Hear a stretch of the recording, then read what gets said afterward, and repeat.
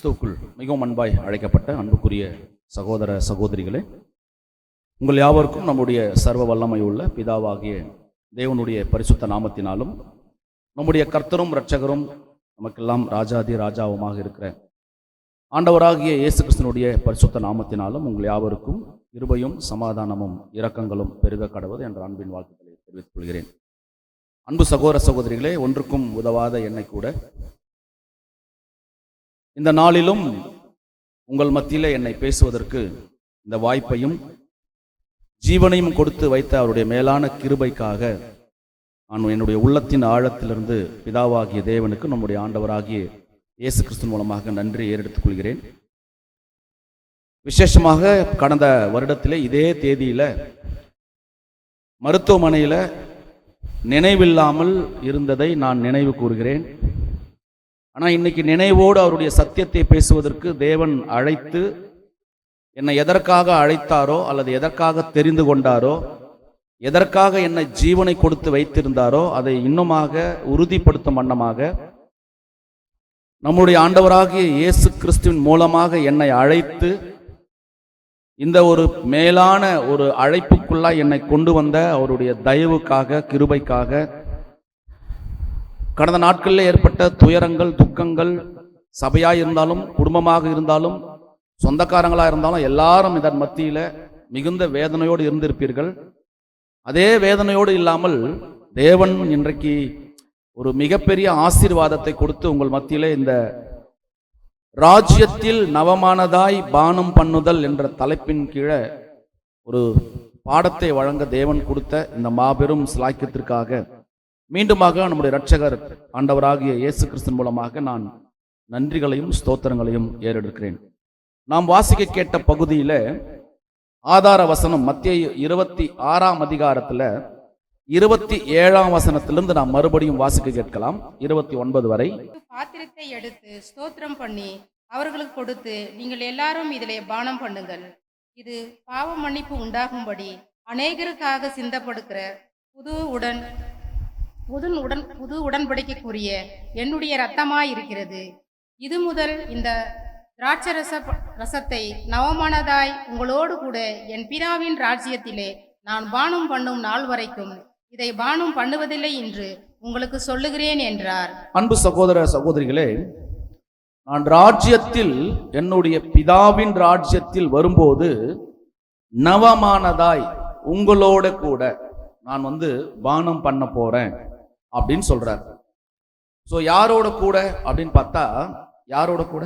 1,44,000 பேர் அவங்கள தான் சொல்றார். ராஜ்யத்தில் நவமானதாய் பானம் பண்ணுதல்னா உங்களோட கூட நான் பானம் பண்ண போறேன் அப்படின்னா, அன்பு சகோதர சகோதரிகளை, இன்றைக்கு இந்த வசனத்துக்கு நாம் உரித்தவர்களாக இருக்கிறோம். அப்போ பிதாவாகிய தேவனுடைய ராஜ்யத்துல ஆண்டவராகிய இயேசு கிறிஸ்து நவமானதாய் பானம் பண்ண போறார். யார் கூடன்னா உங்களோட கூடன்னா நம்ம கூட.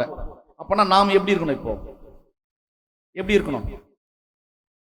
அதற்கு தயாரா இருக்கணும். அவர் கூட போய் பானம் பண்ணுவதற்கு சபையா ஆயிடணும்.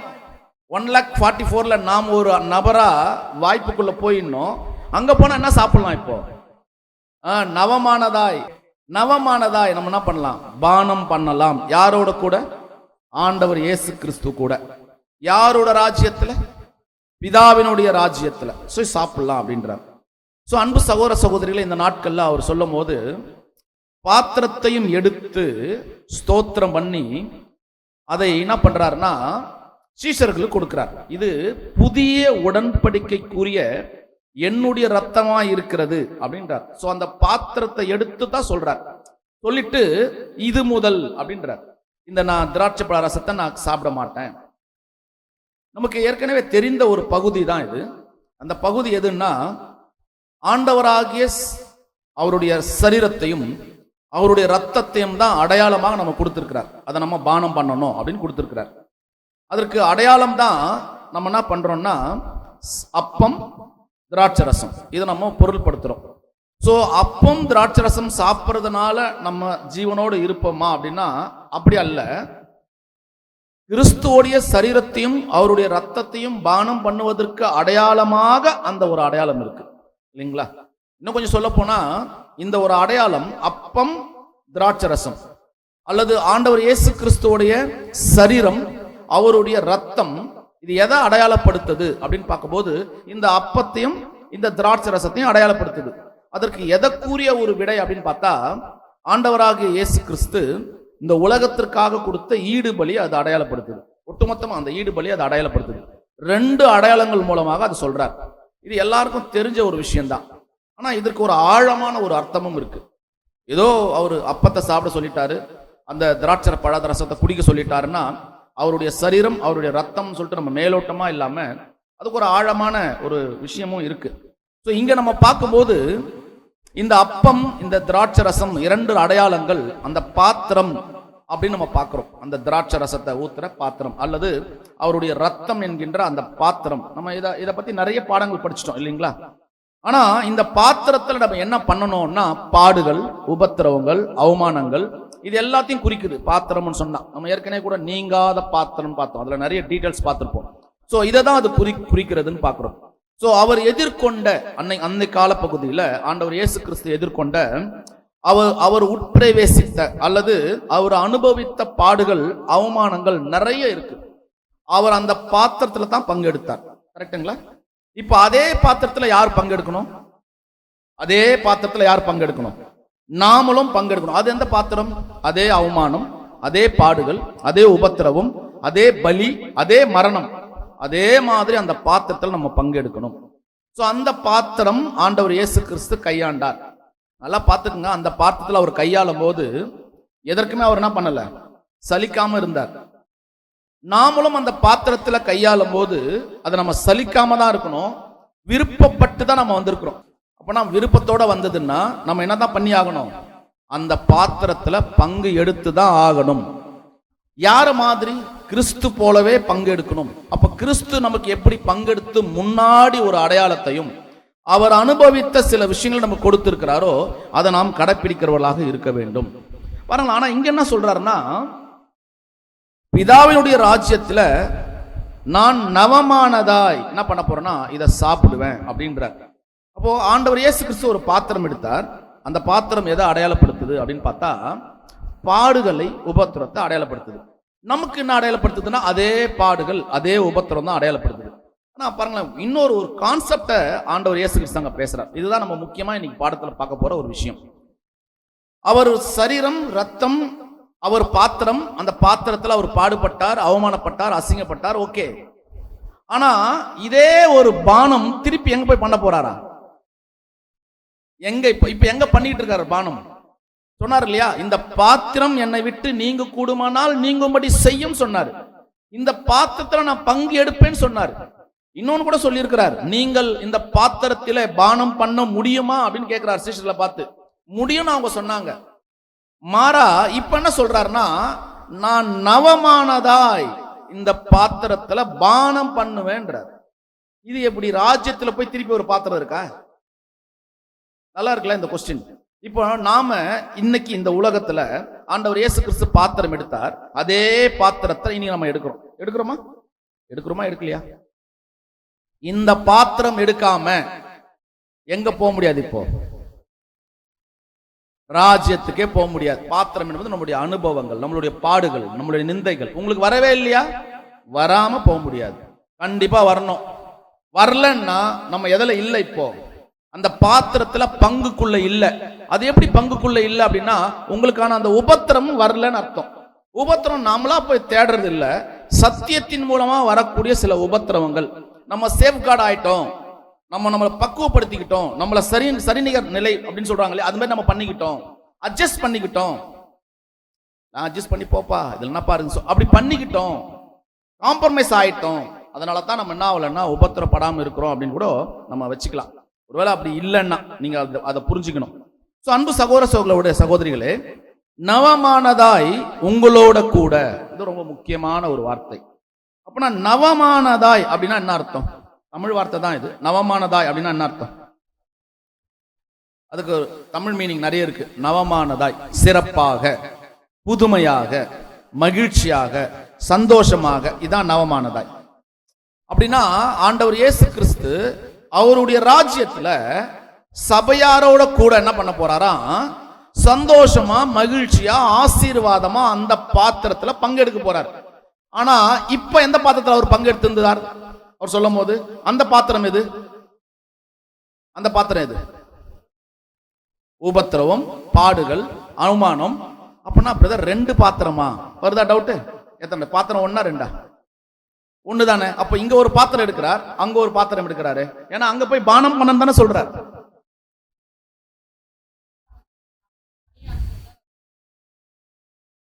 பாத்திரம் ஒன்னா ரெண்டா? ஒரே பாத்திரம். அப்பனா இந்த பாத்திரத்துல அவமானம், துக்கம், பாடுகள் இருந்துச்சு. அதே பாத்திரம் சபையாருக்கும் துக்கம், பாடுகள், பலி, மரணம் எல்லாமே இருக்கணும். அவருக்கும் அது இருந்துச்சு. ஆனா அவர் நவமானதாய் மகிழ்ச்சியோட சந்தோஷத்தோட, நான் இன்னும் கொஞ்சம் பார்த்தீங்கன்னா புதுமையாக உங்க கூட நான் கொண்டாட போறேன், அதுல நான் அந்த பாத்திரத்துல நான் பங்கெடுக்க போறேன் அப்படின்னு சொன்னாருன்னா உங்களோட கூட. அப்படின்னா யாரும் அந்த பாத்திரத்துல பங்கு எடுக்கணும், ராஜ்யத்துல சபையாரோடும் பங்கு எடுக்கணும். அப்போ ராஜ்யத்துல போய் கிறிஸ்துவோட மகிழ்ச்சியாக ஆசீர்வாதமாக சந்தோஷமாக புதுமையாக பங்கு எடுக்கணும்னா நீங்க யாரெல்லாம் பங்கு எடுக்கணும்னு ஆசைப்படுறீங்க அது உங்களுக்கு தெரியும். பங்கு எடுக்கிறவர்கள் முதல்ல எதுல பங்கு எடுத்துக்கணும்? முதல்ல இங்க ஒரு பாத்திரம் இந்த உலகத்துல இருந்துச்சு, அந்த பாத்திரத்துல பங்கு எடுத்துக்கணும் கிறிஸ்து போல. அப்ப பாத்திரம் ரெண்டு அல்ல, பாத்திரம் ஒண்ணுதான். பாத்திரம் ஒரு பகுதி இங்க இயேசு கிறிஸ்து 3.5 வருஷம் வாழ்ந்தார் இல்லையா, அப்ப இருந்த பாத்திரத்தோடைய பகுதி தான் பாடுகள், துன்பம், கஷ்டம், அவமானம், நிந்தை, பலி, மரணம். அதே தான் இங்கேயும் நாம இந்த கால பகுதியில சுவிசேஷத்தினுடைய யுகத்துல நாம வாழற இந்த கால பகுதியில நமக்கு இப்போ எதுதான்? இப்போ அந்த பாத்திரத்துல ஒரு பகுதி எதுன்னா பாடுகள், அவமானங்கள், கஷ்டங்கள், நிந்தைகள், போராட்டங்கள், பலி, மரணம். அடுத்த பகுதி எதுதான்? இப்போ நவமானதாய் கிறிஸ்துவோட அங்க மகிழ்ச்சி, சந்தோஷம் எப்படிதான் இருக்கும்? எல்லாமே இருக்கும். அன்பு சகோதர சகோதரிகளே, இப்படி சொன்னா உங்களுக்கு புரியும் நினைக்கிறேன். நிறைய டைம் ஆண்டவர் இயேசு கிறிஸ்து இதை பத்தி பேசியிருக்கிறார். இம்மையிலையும் மறுமையிலும் வசனம் எதனா ஞாபகம் வருதா? இப்போ இப்படி பண்ணிக்கலாம். அப்ப இம்மையில பாடுகள் அனுபவிச்சாலும் அதனுடைய மறுமையில அதனுடைய பலன் என்ன பண்ண இப்போ நமக்கு கிடைக்கும். ஆண்டவர் இயேசு கிறிஸ்து இப்ப கிடைச்சிருச்சா? இப்போ அவர் எங்க இருக்காரு? இப்போ மகிமையில பிதாவினுடைய சிங்காசனத்துல வலது பார்சத்துல உட்கார்ந்து இருக்கிறார். நாமும் ஜெயிச்சுட்டா நம்மளை எங்க கொண்டு போவாரு? எங்க கொண்டு போவார்? கிறிஸ்துவோடைய சிங்காசனத்துல அங்க உட்கார வச்சிருப்பார் அப்படின்னு பாக்குறோம். இதைத்தான் நம்ம உன்னிப்பா கவனிக்கணும் அன்பு சகோதர சகோதரிகளே. அப்படி நான் அன்பு சகோதர சகோதரிகளே நம்ம பார்க்க வேண்டியது என்னன்னா, பாருங்களேன், பரிசுத்தாவிக்கு விரோதமா நீங்க எதை பேசினாலும் சொல்றார், குமாரனுக்கு விரோதமா நீங்க எதை பேசினாலும் உங்களுக்கு மன்னிக்கப்படும். ஆனா பரிசுத்தாவிக்கு விரோதமா பேசினா இம்மையிலையும் மறுமையிலும் உங்களுக்கு என்ன பண்ணாது? மன்னிக்கவே படாதுன்றார். அப்போ இம்மை மறுமை பத்தி பேசுறார். ஒரு வசனம் வாசிக்கலாம். எபேசியர் 1ஆம் அதிகாரம் 20, 21, 22, 23. எல்லா துரைத்தனத்துக்கும் அதிகாரத்துக்கும் வல்லமைக்கும் கர்த்தத்துவத்துக்கும் இம்மையில்லாத மாத்திரம் அல்ல, மறுமையிலும் பேர் பெற்றிருக்கும் எல்லா நாமத்துக்கும் மேலாய் அவர் உயர்ந்திருக்கத்தக்கதாக அவரை உன்னதங்களில் தம்முடைய வலது பார்சத்தில் உட்காரும்படி செய்து எல்லாவற்றையும் அவருடைய பாதங்களுக்கு கீழ்ப்படுத்தி எல்லாவற்றாலும் நிரப்புகிறவருடைய நிறைவாகிய சரீரமான சபைக்கு அவரை எல்லாவற்றிற்கும் மேலாக தலையாக தந்தருளினார். அன்பு சகோதர சகோதரிகளை என்ன சொல்றாருன்னா, எல்லா துரைதனத்துக்கும் அதிகாரத்துக்கும், அப்ப எல்லாத்துக்கும், வல்லமைக்கும் கர்த்தத்துவத்துக்கும் இம்மைக்கு மாத்திரம் அல்ல. அப்போ அவரு அங்க கஷ்டப்பட்டார்ல, பாடுகள் பட்டார்ல, அங்க மட்டும் இல்ல மறுமையிலும் அப்படின்றார். அப்போ மறுமையிலும் பேர் பெற்றிருக்கும் எல்லா நாமத்துக்கும் மேல நாமம், எல்லா நாமம் இருக்கு. அதை விட பெரிய நாமத்தை ஆண்டவர் இயேசு கிறிஸ்துக்கு பிதாவாகிய தேவன் உயர்த்தி வச்சிருக்கிறார். உயர்த்தி வச்சிருக்கார். எங்க? இங்கேயும் இம்மையிலும் வச்சிருந்தார். அளவில்லாமல் பரிசுத்தாவியை கொடுத்தார். மறுமையில ராஜ்யத்தை, இந்த உலகத்தையே நியாயம் தீர்ப்பதற்கு என்ன பண்ணிருக்கிறார்னா ஒரு அதிகாரத்தை அவரை போலவே மாத்திருக்கிறார்.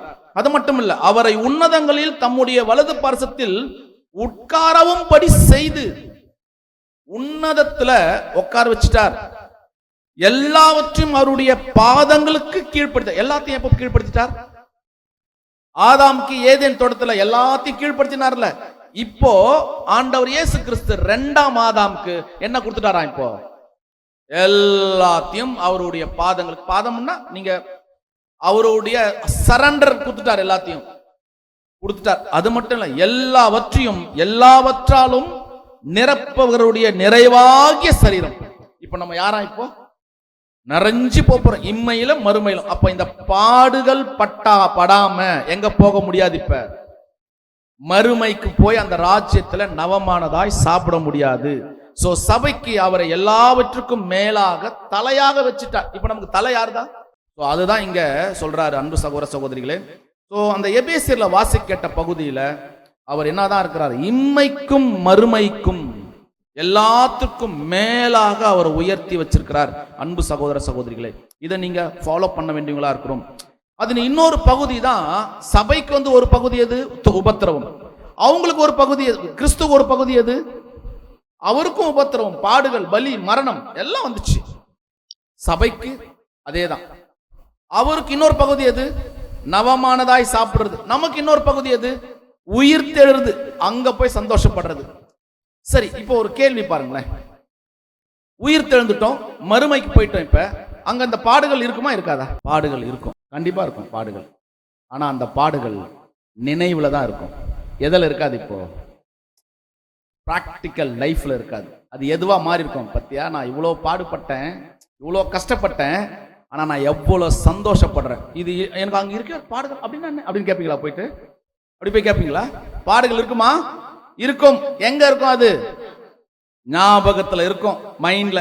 நான் பட்ட பாடுக்கு தேவன் கிறிஸ்து மூலமா என்ன எங்க கூட்டு வந்திருக்காரு? இப்போ எவ்வளவு பெரிய உயிர்த்தெழுதல்ல அவரோட கூட மகிழ்ச்சியா சந்தோஷமா. அது மட்டும் இல்ல, புதுமையா அந்த ஆசீர்வாதத்தை நான் வாங்கி இருக்கிறேன். அதான் ஆசீர்வாதம். அப்போ ஒட்டுமொத்த உலகத்திற்கும் ஒரு ஆசீர்வாதத்தை கொடுக்கக்கூடிய ஒரு விஷயம் தான் இது அப்படின்னு பார்க்கிறோம் அன்பு சகோதர சகோதரிகளே. அப்ப அந்த உபத்திரவம் படுறது நல்லதா இல்லையா? அதத்தான் அப்போஸ்தலனாகிய பவுல் சொல்றாரு இல்லையா? நம்ம நேத்து கூட அந்த பாடம் பார்த்தோம். இக்காலத்து பாடுகள் உங்களுக்கு எப்படி இருக்கும்? ரொம்ப கஷ்டமா இருக்கும். ஆனா நீங்க பட போற அல்லது பார்க்க போற மேலான ஒரு இடம் இருக்கு இல்லையா? அதை கம்பேர் பண்ணி பார்த்தா இது எது இல்லை? இப்போ ஒண்ணுமே இல்லை, ஒண்ணுமே இல்லை. இதெல்லாம் ஒரு பாடா அப்படின்னு நம்ம நினைக்க வேண்டிய சூழ்நிலைக்கு வந்துடும். இல்ல இல்ல, இந்த பாடுகள் கொஞ்ச நாள் தான், கொஞ்சம் லிமிட் தான். இதுக்கு ஒரு காலம் வச்சிருக்கிறார். அந்த காலம் போயிட்ட பிறகு ஆட்டோமேட்டிக்கா என்னவா மாறிடும்னா அது நவமானதாய் மாறிடும் அப்படின்னு பாக்குறோம். சோ இந்த பாடுகள் எப்படி எப்படி இருக்கு அப்படின்றத ஒரு வசனம் வாசிக்கலாம் பாருங்க. நம்ம ஒரு வசனம் வாசிச்சோம் இப்ப மத்தேயுல. நான் நவமானதாய் அவருடைய ராஜ்யத்துல பானம் பண்ணுவேன்றார். யாரோட கூட? உங்களோட கூட. அப்படின்னா யார் கூட? நம்ம கூட. இங்க நம்ம கூட பண்ணணும் அப்படின்னு நம்ம ஆசைப்பட்டோம்னா அந்த கூட போறதுக்கு சில தகுதிகள் வேணுமா இல்லையா? அந்த தகுதிகள் இப்ப தேவைப்படுது. அதுக்கு தான் இப்ப பாடத்துக்குள்ளே நான் வந்திருக்கிறேன். அந்த தகுதிகள் வேணும். ஏசாயா 53ஆம் அதிகாரம் 11ஆம் வசனம். அவர் தமது ஆத்மா வருத்தத்தின் பலனை கண்டு திருப்தி ஆவார். என் தாசனாகிய நீதிபரர் தம்மை பற்றும் அறிவினால் அநேகரை நீதிமான்கள் ஆக்குவார். அவருடைய அக்கிரமங்களை தாமே சுமந்து கொள்வார். பாருங்களேன் என்ன சொல்றாருன்னா, அவர் தமது ஆத்மா வருத்தத்தின் பலனை கண்டு திருப்தி ஆவார். அப்பனா ஆத்மா வருத்தம். அப்ப ஆத்மா வருத்தம் அவருக்கு இருந்துச்சா இல்லையா? இருந்ததா இல்லையா? இருந்ததா? என்ன ஆத்மா வருத்தம் இருந்துச்சு? பாடுகள் பட்டார், அசிங்கப்பட்டார், அடிச்சாங்க, நம்ம நேத்து நிறைய பார்த்துட்டோம் அதை பத்தி. அவருக்கு நிறைய ஹைலைட்டான ஒரு விஷயம் என்னன்னு கோட் பண்றாருன்னா, அவர் அடிச்சாங்க, அதை பத்தி அவருக்கு பிரச்சனை இல்லை. அவர் காரி துப்புனாங்க, அதை பத்தி அவருக்கு கேர் பண்ணிக்கல. அவரை வந்து என்ன பண்ணாங்கன்னா கொட்டுனாங்க, அதை பத்தி பண்ணல. எல்லாம் எங்க தான் நடந்தது? இப்போ எல்லாமே முகத்துல நடந்துச்சு. ஆனா இதெல்லாம் நான் ஏத்துக்கிட்டேன், ஒண்ணு மட்டும் என்னால ஏத்துக்க முடியல. அது என்ன சொல்லுங்க அப்படின்னு ஒரு பிரதர் கோட் எழுதியிருக்கிறார். அது எதுவா இருக்கும் அந்த நிகழ்ச்சி? பார்த்தீங்களா? மொத்தம் கொடுத்தாருங்க யூதாஸ் அதே முகத்துல. நீங்க எவ்வளவு பண்ணீங்க அதெல்லாம் எனக்கு பெருசா தெரியல, என் கூடவே இருந்து முத்தம் கொடுத்தீங்கல்ல. இந்த ஒரு பாக்கியம், இந்த ஒரு ஆத்தும வருத்தம் யார்கிட்ட இருந்துச்சு? இப்போ பாருங்களேன், நான் ஒண்ணா பிரிக்கிறேன். இந்த ஒரு ஆத்மா வருத்தம் கிறிஸ்து கிட்ட இருந்துச்சா இல்லையா?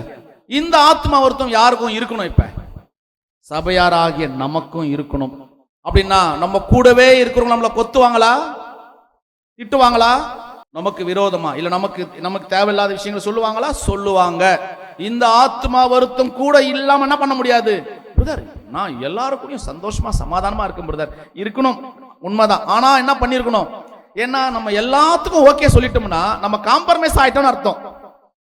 எங்கேயோ ஒரு இடம் பிரச்சனை வரும் இல்லையா? இல்லங்க அதெல்லாம் கிடையாது, இதெல்லாம் ஏதோ ஒண்ணு நடக்கும்ல. நடக்கும்போது சத்தியத்துக்காக ஆத்மா வருத்தம் வரும். அந்த ஆத்மா வருத்தம் வந்தா அதன் பலன் என்னவா நான் பாரும்? அது கிறிஸ்துக்கு அந்த பலன் வந்துச்சு. ஆனா அதே நேரத்துல ஆண்டவர் இயேசு கிறிஸ்துக்கு இன்னொன்னும் நடந்திருக்கு. தனிப்பட்ட விதத்திலையும் அவருக்கு ஒரு பிரச்சனை வந்திருக்கு. வந்துச்சா?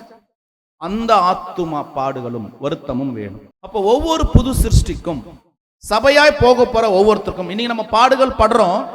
இந்த பாடுகள்ல இந்த ஒரு பலன் வேணும்னா, ராஜ்யத்துக்கு போற பலன் வேணும்னா நமக்கு எதுவும் தேவைப்படுது? இப்போ இந்த ஆத்துமா வருத்தம் தேவைப்படுது. கிறிஸ்து போல ஆத்துமா வருத்தம் தேவைப்படுது. 1 கொரிந்தியர் 7ஆம் அதிகாரம் 27 வாசிக்கலாம். 27 32 வரை வாசிக்கலாம். நீ மனைவியோட கட்டப்பட்டிருந்தால் அவிழ்க்கப்பட்ட வகை தேடாதே. நீ மனைவி இல்லாதவனாயிருந்தால் மனைவியை தேடாதே. நீ விவாகம் பண்ணினாலும் பாவம் அல்ல, கன்னிகை விவாகம் பண்ணினாலும் பாவம் அல்ல. ஆகிலும் அப்படிப்பட்டவர்கள் சரீரத்திலே உபத்திரப்படுவார்கள். அதற்கு நீங்கள் தப்ப வேண்டும் என்றிருக்கிறேன்.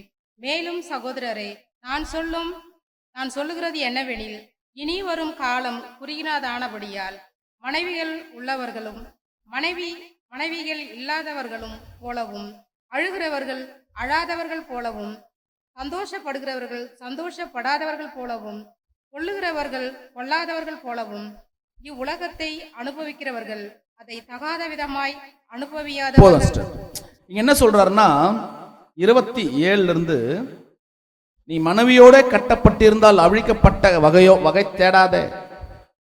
நீ மனைவி இல்லாதவனாய் இருந்தால் மனைவியை தேடாது. அப்படின்னா கல்யாணமே பண்ணிக்காதுன்னு சொல்றாரான்னா இல்ல. இப்போ மனைவி இருக்கிறாங்களா, மனைவி இல்ல நீங்க மனைவி இல்லாம இருங்கன்னு சொல்றாரான்னா அதுவும் இல்லை. தேவனுடைய தெய்வீக திட்டத்துல அவர் ரொம்ப புதுமையா ரொம்ப அருமையா வச்ச ஒரே பிளான் எது தெரியுங்களா? கணவன் மனைவி தான். கணவனுக்கு மனைவி தான் முக்கியம், மனைவிக்கு கணவன் தான் முக்கியம். அதை தவிர்த்து தான் மற்றவங்க. இதுதான் தேவனுடைய தெய்வீக திட்டம். அதனால அதை அவர் குலைச்சு பேசல. ஆனா நீங்க தேவனுடைய திட்டத்தை மீறி இருக்கிற மற்ற விஷயங்களுக்கு மனைவியோட போய் என்ன பண்ணிடாதீங்க, கணவனோட போய் என்ன பண்ணிடாதீங்க. அந்த ஒரு சண்டையோட அல்லது அந்த ஒரு தேவையோட போய் தேவனுடைய காரியங்கள்ல ஈடுபடாம இருந்துடாதீங்கன்னு சொல்றாரு. அண்டர்ஸ்டாண்ட் ஆகுதுங்களா? அதுல போய் நீங்க இருந்துடாதீங்க, அதுல போய் மாட்டிக்காதீங்க, அந்த சிந்தனையோட நீங்க செயல்படாதீங்க. ஆனா கல்யாணம் பண்றது பாவமான்னு கேட்டா பாவம் இல்ல அப்படின்னு சொல்லி முடிக்கிறார். மேலும் சகோதரரே, இனி வரும் காலம், ஏன் அது கூட அன்னைக்கு இருக்கும்போது பிரச்சனை இல்லை. இன்னைக்கு காலம் எப்படி இருக்குதான்? குறுகிய காலம் இருக்குது. அதனால இன்னும் டைம் இல்லை. இப்படி சொன்னா உங்களுக்கு புரியும். நமக்கு நாள் இருக்கா? இன்னும் சபையாவதுக்கு நாள் இல்லை. இப்போ நீங்க கணவன் மனைவி கிட்ட இருக்கிற சின்ன சின்ன விஷயங்களுக்காக அவருடைய வேலையை செய்யாம போயிடாதீங்க. புரிஞ்சிருக்கும் இப்பதான்? அவருடைய வேலைக்குள்ள நீங்க என்ன பண்ணிடாதீங்க, ஈடுபடாம போயிடாதீங்க. இல்லங்க எங்களுக்கு அப்படி இல்லைங்க, அவர் இப்படி இருக்காரு, இல்லங்க அவங்க இப்படி இருக்கிறாங்க, இதை சொல்லி உங்க நேரத்தை செலவு பண்ணிடாதீங்க. நீங்க எங்க போன? இப்போ நீங்க எங்க போறதுக்காக வந்திருக்கிறீங்க? நீங்க ராஜ்யத்துக்கு போறதுக்காக வந்திருக்கிறீங்க.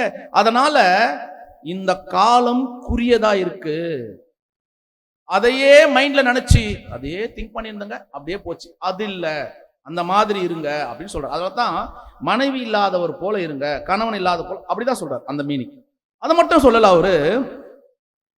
இனி வரும் காலம் குறுகிய ஆனபடியினால் நீங்க அப்படி இருங்கன்னு சொல்லிட்டு, அழுகிறவர்கள் அழாதவர்கள் போலவும் அப்படின்னு சொல்றாரு. அப்போ அழறவங்க என்ன பண்ணக்கூடாது? இப்போ அழுகிறவர் அழாதவர் போல இருக்கணும். இப்போ நம்ம எதுக்கெல்லாம் அழுதோம்? சத்தியம் கேட்கறதுக்கு முன்னாடி நிறைய அழுதோம், சத்தியம் கேட்ட பிறகு அழுதோம் சில விஷயங்களுக்கு. இப்ப திருப்பி என்ன பண்ணாதீங்க, நீங்க அழாதீங்க. அங்க அழுதுட்டீங்க நிறைய, இனிமே அழாதீங்க. திரும்ப இங்க வந்துட்டு எதை பத்தி திருப்பி அழாதீங்க? தேவனுடைய வார்த்தைக்கு கீழ்ப்படிஞ்சு ராஜ்யத்துக்கு போறதுக்கு பிரயாசப்படுங்க. இங்கேயும் திரும்ப வந்து அதை குறித்து அழாதீங்க. அப்போ அழுகிறவர்கள் நீங்க அழாதவர்கள் போல இருங்க.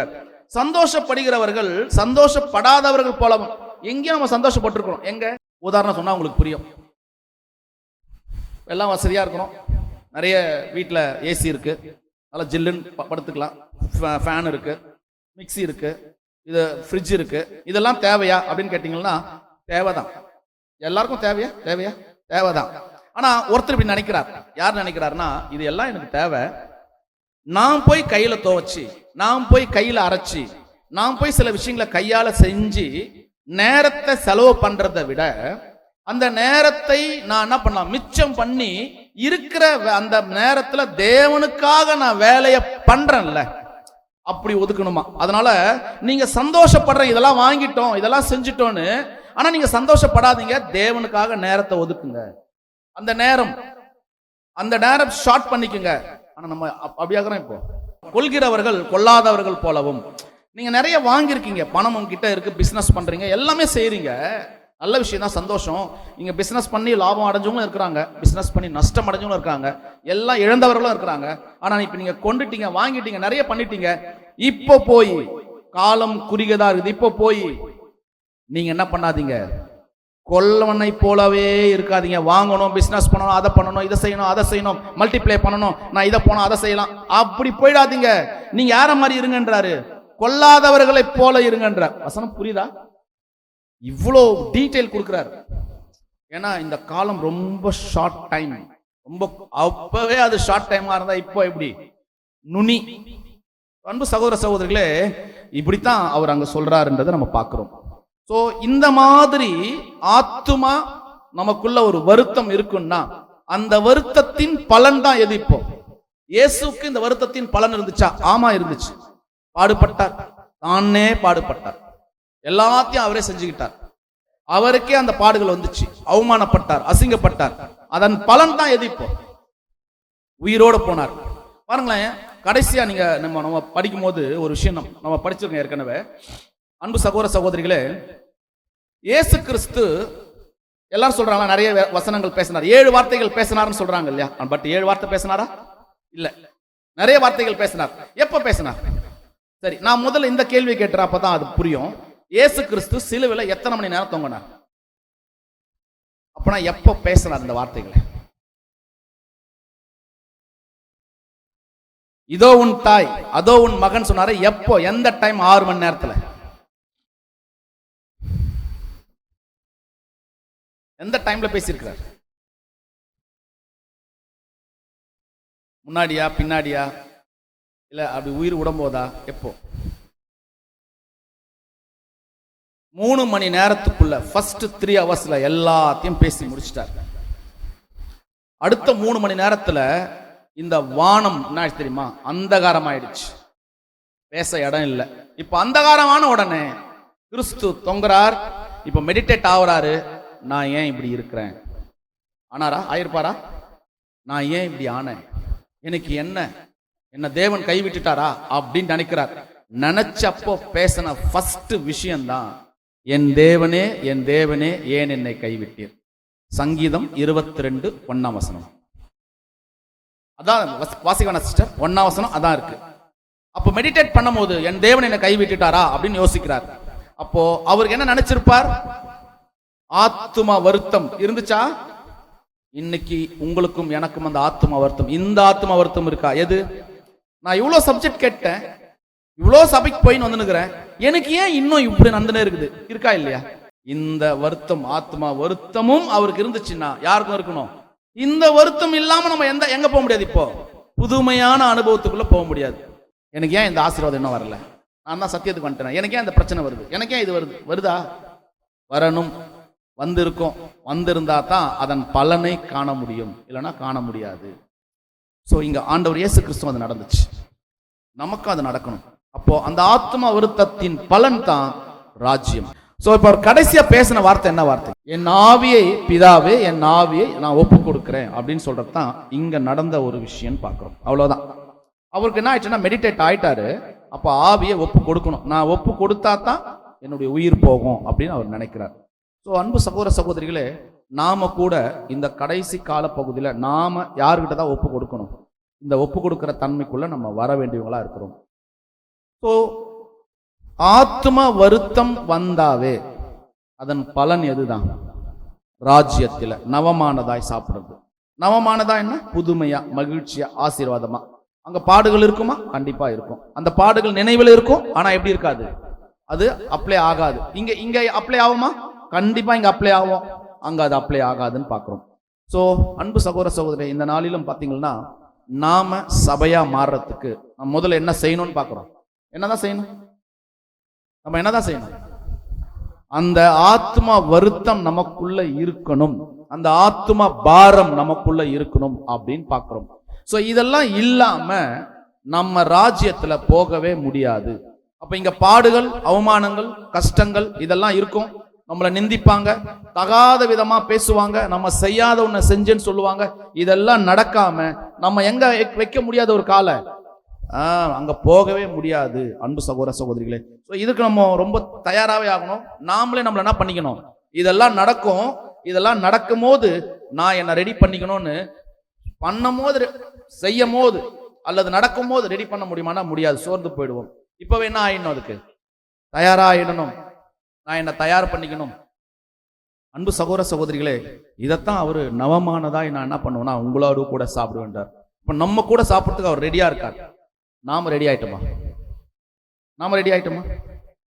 ரெடியா ஆகணும். அப்ப ரெடி ஆகணும்னா நம்மளுடைய பாடுகள்ல, அவமானங்கள்ல, உபத்திரவங்கள்ல நாம சரியா அதை மேற்கொள்ள வேண்டியவர்களாக இருக்கிறோம். சோ அன்பு சகோதர சகோதரிகளே, நாம் மீண்டுமாக நம்மளுடைய நம்ம கிட்ட இருக்கிற விஷயத்தை நிதானித்து பார்த்து, நம்ம கிட்ட என்ன குறை இருக்குது அந்த குறைய தூக்கிட்டு, அங்க இருக்கிற பிரச்சனைகளை எடுத்துட்டு நாம அவருடைய ராஜ்யத்துல மகிழ்ச்சியோடு, சந்தோஷத்தோடு, புதுமையாக, சிறப்பாக அவரோட கூட நம்ம சாப்பிடணும். அந்த 1,44,000 பேர்ல யாரா ஒரு ஆள் போனோம்? நான், நீங்க. இந்த மாதிரி நம்ம இருக்கிறதுக்கு பிரயாசப்பட வேண்டும். இதுதான் இந்த நாள்ல தேவன் நம்ம கொடுத்திருக்கிற ஒரு மிகப்பெரிய ஐடியா, பிளான். இந்த யுக்தியை நம்ம கடைபிடிக்கணும். ஒரு பகுதி உபத்திரவம், ஒரு பகுதி ஆசீர்வாதம். இதற்குள்ளாக நாம் கடந்து போக தேவன் தாமே நம்மளை கிருபை செய்வாராக. பொறுமையோடு கேட்டவங்கள் அனைவரையும் தேவன் தாமே ஆசீர்வதிப்பாராக. ஆமென்.